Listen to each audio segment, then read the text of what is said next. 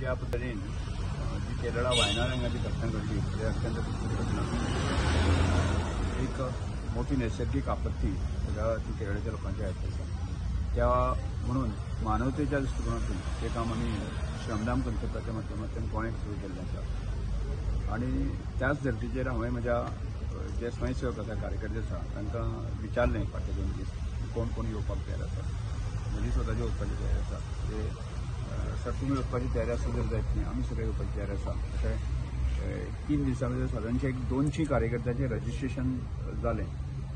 आनी त्यामुळे जी प्राथमीक स्वरुपान जी तांकां गरज लागता ती वचून आमी फाल्यां विधानसभा सोंपल्या उपरांत फाल्यां 2-3 दिसां भितर आमचें एक डेलिगेशन जें आसा तें वायनाडाक वतलें.